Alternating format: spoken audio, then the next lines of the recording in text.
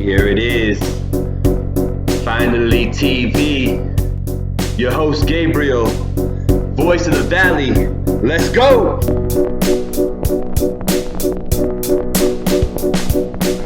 Tune in, subscribe, YouTube, let's get it. Finally TV, here we are, party people in the mix once again. Voice of the Valley, episode 9. It just don't stop here in Beacon, New York, baby. Today I have a special guest in the building, another one of Platinum Pat's good buddies, an artist of his, my man Prez Primo. Say hello, sir. Yo, shout out Platinum Pat, man, like a motherfucker. Shout out Finally TV. There you go. There you go. How you for doing, real. man? How you doing, man? Welcome to the show. I'm chilling. It's good. Sitting here today, we in the building. I had the pleasure of meeting Platinum Pat, and then that graced me with the previous artist that you might remember, Lingway. Remember, go ahead and follow him on Instagram, YouTube, SoundCloud. That's the homie. Yeah, man, all that good stuff. So today, sitting here with Prez Primo, I wanted to ask you, man, where you from and how'd you end up in the Hudson Valley? I'm originally from the BX, the Bronx. Okay. I'm from Jackson Avenue, 156 in Jackson, South BX for y'all being trash. I came up to Newburgh in like, I don't know, I want to say 2008. Okay. And I went to school in Newburgh, graduated from Newburgh, high school and college. Okay. All in Newburgh. Okay. And yeah, shout out to 845. Yeah, that's what's up, man. Bronx by way of Newburgh. I believe that's the term. That's the term. And I like Black out there. He deemed Newburgh be New Biddy the city. Shout out Blackout out there. I like that. I've heard Newburgh is called New Baghdad. New Baghdad. Yeah, I never heard New Biddy the city. Ain't no Biddy biddies in Newburgh like that. You know what I mean? It's New Baghdad. Listen, we got to change things. I'd rather there be girls there than war. So we're going to call it New Biddy the city. They are changing it, though. The gentrification is real. I know. Have you seen Beacon Main Street lately? They trying to make Newburgh the new Beacon. So let's talk about it, man. There's a lot of energy in the room right now. So tell us why you're here today, what you do, what's your passion? My passion is hip-hop. Okay. My life is hip-hop. Okay. What I do is hip-hop. Mm-hmm. Straight like that. Okay. I rap and I produce. Okay. I've tried engineering. It's not for me. In order for me to truly be a nice engineer, I would have to study that shit the way I study rap. Yeah, exactly. And that's like a whole 20 years of studying. Got you. So I like it, man. Hip-hop's in the soul for me, and I think that's why a lot of my artists, a lot of my guests are kind of hip-hop centric, and I'm okay with that. So when would you say you realized the passion for hip-hop? When did you figure out that you was in it like that, not just a listener? I was rapping when I was 7. Okay. Straight up. I was rapping when I was 7. I didn't start rapping seriously until I was like 13. Okay. Because I saw that the reaction I was getting from people. Yeah. And the reaction is like a high without being high. Yeah, it's true. It's true. I kind of rode that. Mm-hmm. And by the time I was in high school, I was pretty good. Okay. I was good to the point where nobody was telling me, yo, that shit is whack. Yeah, stop. That shit became less and less frequent. Yeah. So by the time I was a grown-up, I was just like, oh, this. Got you. Got you. Okay. So so you say about that age, about 13 or so, now you're rapping, right? Yeah, at 14 I was producing. There you go. Okay. So that said, what have you been doing actively since then to try to move your dream forward and make it happen? Take me back early to when you're 14. Now, because if you started producing when you were 14, that means you realize, okay, I need beats. Okay, so take me through that. 14. So I'm at 14. I'm rapping seriously at 13. Okay. Saying, yo, I'm pretty good. Maybe I could do something with this. Mm-hmm. By 14, a year later, I'm like, nobody's trying to give me free beats. Mm-hmm. I'm gonna make my own beats, motherfucker. That's it. And I remember downloading Adobe Audition, and this is one of the earlier updates. Like this is 2009. Okay, we're talking. Yeah. So Adobe Audition is nothing more than Cool Edit Pro, a fancier version. I downloaded the 30-day demo for free off Google. Okay. And after 30 days, I would have to re-download the demo. Yeah. And that's how I started making beats. Gotcha. And from there, it was like, all right, I'm gonna start doing shows. I started doing shows when I was 17 years old. Okay. I am now 23. Over here in Newburgh? Yeah, I was doing shows in Newburgh. I've done shows in the city. I've done shows in Connecticut. I've done shows in Jersey. Okay. Altogether, this is like 2019. I've done about over 30 shows. Okay, good. And yeah, yo, it's dope. It's a dope experience. And at each show, I got to learn what it truly is to be an MC. Yeah. Like when I opened up for Styles P, Hudson Valley Hotel, you know what I'm saying? Niggas look it up. Look it up. I opened up for fucking Troy Ave and Red Cafe and them at the Chance Theater. Okay. Look it the fuck up. Okay. And when all of these things happened, I remember there was certain things that would pop up. Shit that an MC is not prepared for. They don't teach you about these shit in the classic hip hop songs you bump. Like what if niggas rush security and there's no security at the show? Security's getting rushed. Right. What you gonna do then? You know what I mean? Right. What happens when the DJ is drinking and the DJ starts up on your set? Right. Which has happened to me numerous times. Yeah. So I would say, to answer your question, between me making beats and now, I've learned a lot of lessons, you know what I'm saying? Gotcha. And I've pursued my dream through multiple avenues. Now I got to get my publishing. Yeah, no, it sounds like you've been, progressing forward each and every year, right? A little bit more is you're getting closer to the dream, which is good. I think without progression, you won't grow. And I think people who feel like they learned enough and now it's just a matter of now I just need to get recognized, those are the ones that end up not making it. It's the ones that say, okay, it's dope, but what's the next step? How do I push this to the next level? So I commend you Absolutely on that mindset. Absolutely. So, a lot of money and time goes into that, going to the studio and all that stuff. So I'm sure you got a bunch of that under your belt as well. What are the new projects? Let's talk to the people about where they can find you and what your new projects are right now. I have a couple of projects I've been working on. That's why for you people watching this that are truly know me, and y'all kind of bitter because I haven't been reaching out to y'all, it's not that I forgot about anybody. I've just been working. I've been working, and 2019, I'm trying to have that be a big year, man. Okay, yeah. I'm trying to make 2019 make up for 2017 and 2018. Okay. That means twice the work, but twice the results. Yeah, you yeah. know what I mean? Yeah. So hopefully 10 times the most results. Definitely. All right, that's dope. I like it. So did we tell them where they're gonna find you on Instagram, YouTube? IG and Twitter at Prez Primo. One word, PREZ PRIMO. Go on YouTube, type Prez Primo, PREZ space PRIMO. You know what I'm saying? My name, by the way, is Presidential Puerto Rock Immortal Music Overlord. There you go. That's Prez Primo. That's what Prez Primo is short for. There you go. I like it. Told the homie Big Veg that. Shout out Big Veg and the whole MMV movement. I see y'all. You can find me on YouTube, SoundCloud. SoundCloud you can find me on. We about to get my publishing signed. Okay. And set. So you bitch ass rappers that are on Spotify and on iTunes and all that other shit, y'all niggas need to run for the hills, bro, because it's some real lyrical shit, lyrical miracle spiritual. It's some real shit coming your way, bro. They're gonna find out. They're gonna learn. They're gonna learn today. I'm sure if you're hearing any music while we're talking, it's this gentleman's music. If you like what you're hearing, by all means, please go follow, go download, all that good stuff. If you don't, you a bitch. So let's talk a little bit about this music and the fact that you really started rapping at 13 and found it necessary to go do production a year later and then keep it moving from there. Who inspired you for all that? What did you look at and go, I wanna do that? Okay. Well, as far as rapping, I remember my mother, when we were living in the Bronx, South Bronx, she would drive us once a month to Chuck E. Cheese in Co-op City. Okay.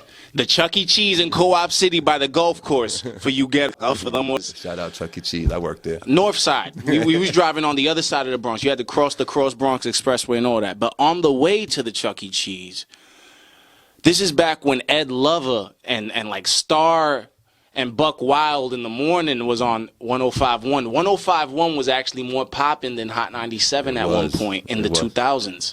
And we would bump that, and every Friday they had something called Freestyle Friday, I believe. Or Flashback, I'm sorry, Flashback Friday. And on Flashback Friday, they played Slick Rick the Ruler children's story and Mona Lisa back to back. And I never forgot that. There you go. I never forgot. And it was like, yo, that's what I'm going to do. There you go. Slick Rick, man. As far as the producing side, my uncle, Larry Legenda, East Coast Renaissance, I see y'all niggas, man. There you go. Shout out Dree Rivers. Shout out all y'all niggas, man. Shout out Clip Smoke.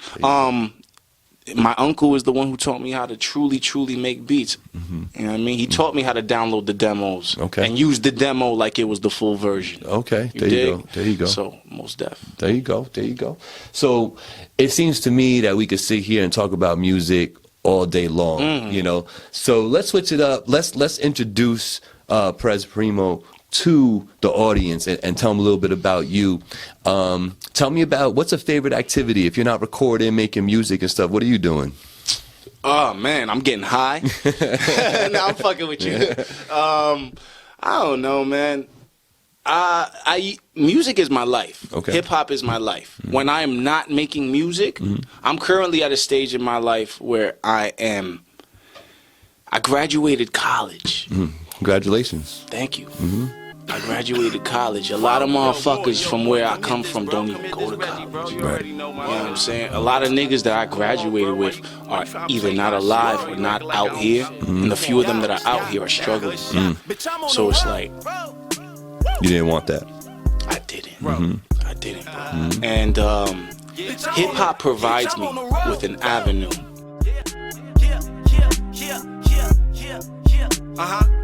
It's that real shit. Bitch, I'm on the road, Uber whipping in the range. I don't really carry change, cause my money fold. I ain't built to be a slave. Primo out here getting paid and he's out of control. You know Busy got the gauge. More you leave a nigga dazed, I be lit with the bros. Groupies following my page. Every time I hit the stage and you already know. Lead the baddest bitch amazed. Shorty asking me to stay, bitch, I gotta go. An alternative, shit for days. So that when I'm doing my real life thing, you know what I'm saying? I don't lose my fucking mind. I don't It's kill always people. nice to be sane. It's perfectly normal to be sane. And hip hop gives me some sanity, man. Okay. Ever since the age of 7, you know what I mean? Yeah. And that's some powerful shit. Yeah, no, it is. It is. You know what I mean? It is. I believe hip hop is a universal force. I don't give a fuck if you a white rapper, a Chinese rapper, an Eskimo rapper, you from Hawaii, you from Antarctica. Christian rapper. If you hip hop, you hip hop. That's it. Hip hop sees no color. And hip hop has no religion. Yeah. The religion is hip hop. Right. And I think that fact gets lost on people a lot, and I want to make that clear to people that might not realize that, you know, hip hop really doesn't have a color. And as a matter of fact, in the Bronx, where it started, it was a white guy, a black guy, and a Puerto Rican And guy. a fucking Puerto Rican. Okay, so let's just make that clear for all you early heads out there. Yo, say that for them one more time. A black guy, a white guy, and a Puerto Rican came up with hip hop, you know. So, and that was in the middle of the Bronx, you know, on a corner in a park. During the 1970s when gentrification started, motherfuckers. Right. You know, And they expected us to kill each other. What came out? Yeah. Hip-hop. Hip-hop. And look what the fuck some of y'all are doing to the culture today. Yup. You're disgracing Clean Big it Daddy up. Kane. Clean You're it up. disgracing Rakim. Preach. Fuck out my face, bitch. They don't know. We said a little earlier, we were mentioning, you know, hip-hop performances and how to perform better. And we were talking about how people like KRS-One would look at some of the performances today and just kind of laugh and chuckle to himself like, that's not a performance, you know? So I think there needs to be an appreciation for the Bronx, the old school, and looky here, we got somebody who reps the Bronx and New Biddy, the city, New Baghdad, however you want to say it. Right, but hold on, but here's the problem in that. What's that? In that statement. The problem lies in the fact that there is a generation gap. When it comes to East Coast rappers, there is a generation gap. Yeah. We don't have East Coast 90s rappers really kicking knowledge to today's East Coast rappers. We have on the West Coast, you got Snoop preaching to niggas like YG and them, you know what I'm saying? You in the South? Are you kidding me? Atlanta is today what New York was in the 90s. They support each other every fucking day. And they're all in each other's music videos. New York has become such a gimme, gimme, gimme, me place. True. It has lost its place in hip-hop politics almost. Oh, almost. Almost. Almost. Now, why has it still maintained its relevancy? Jay-Z and them. Well, lyricism. I think lyricism has kept New York hip-hop. The older generation. You the know. younger generation ain't doing shit for New York. No, but you can't generalize and say none of them are. Name one that is. Benny the Butcher. I'll name another one. Dave East. You know, Dave East is another one. You know, but even like a Chris Rivers, like I was saying before, you know what I mean? There's artists out there who are younger that aren't mumble rapping, who are doing their thing. There's a guy named Lingway. Hey. But why isn't New York? Why isn't New York supporting? Why aren't you young motherfuckers watching this supporting? No, I don't know. They too cool for school, and everything's about a 60-second video or a photo on Instagram. It's not about listening to lyrics anymore. And no, but they do bump music. You know, it's just the music tends to not be East Coast. New York, y'all need to start supporting New York. It's true. It's true. It really is true. So that said, let's talk about this. Let's talk about you seem to be very energetic, and I feel that energy. I'm kind of the same way. You see how it's going down. Let's talk about a line of advice. To me, I feel like something is driving you and the way you are, your persona and everything. Is there a line of advice or a motto you're living by to accentuate how you are? Like a motto I'd give people? A motto that you give yourself. Myself? Yes. Every morning I look at myself and I ask myself, what will you do today that you didn't do yesterday? There you go. Progress. Progress. Yeah. That's dope. I like that. Y'all make money, nigga. I make progress. If he freestyled that, I'm really impressed. And if he thinks that way, I'm even more impressed. That's pretty dope. I like that because if you can do something every day that you haven't done the day before, you will always grow. And that's what living is about. It's about growing, you know. So let's talk about this real quick. And before we move on, where can they find you on Instagram and all that stuff? Tell them. At? Niggas can't spell at, but you know how to type the fucking at symbol. At Prez Primo. Prez Primo. One word, motherfuckers. No underscores, no none of that. There you go. On YouTube, put the space. Prez Primo. The fuck? All right, bet. So let's talk about this. And we're getting close to the end here, but you say, you know, you've done some cool performances opening up for some pretty notable artists out in the world. Yes. And local right here, too, city to here. Tell me about a time that you felt like a star. Maybe the first time. There might have been a couple times. I felt like a star for all of 5 seconds. Oh, yeah, tell me when I about it. opened up for Styles P. Okay. Where was that? That was at the Hudson Valley Hotel in Newburgh. Okay. Newburgh. Yeah. Styles P. Yo, I was thinking Styles P was gonna drive up in a fucking limo. 20 goons, 20 bitch. It's Styles P. Yeah. Where he showed up with his girl. My nigga, he showed up in a regular whip, dolly. Fucking joint in his mouth, all that, you know what I'm saying? Yeah. Like, yo, that's the ghost, man. The nigga comes in, I perform for him. I felt like a star for 3 seconds. Yeah. That's what's the up. DJ started fucking up. DJ, you know who. I'm not going to say your name, Don't shout him motherfucker. out. Nope. I'm not going to. But you fucked me up. DJ. Your CD started skipping, and I gave you that shit with no scratches. DJ. Stop drinking on the job. DJs, stop fucking drinking when you mixing at these shows. Yeah, man. Do me that favor. Please do everybody that favor. Because you fucking up. And that whole feeling was shattered. Yeah. But at least Styles P called me over after the set and said, yo, Primo, next time the DJ fuck up, don't ask him to do nothing. Just do what you do. There you go. You know what I mean? Yeah. Shout out Styles P. There you go. There you go. I like it. Ladies and gentlemen, that is going to conclude our interview today. He is Prez Primo. I am Gabriel, Voice of the Valley, episode 9. Subscribe. Leave a comment. Say what's up. You will see us next time. Party people, let's go. Let's fucking go, bro.